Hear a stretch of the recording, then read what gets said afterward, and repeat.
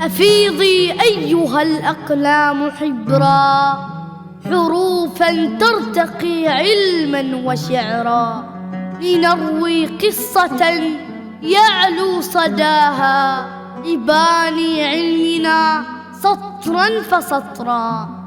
إلى من أشعل الدنيا ضياء، بنور عطائه أدبا وفكرا، إلى من أشعل العمر شموعا، تذوب لأجلنا لنكون درا، إلى من ظل بعد الرسل فينا يردد في مسامعنا لنقرا، لنعلو في سماء المجد شهبا، ونجعل أرضنا زهرا وتبرا.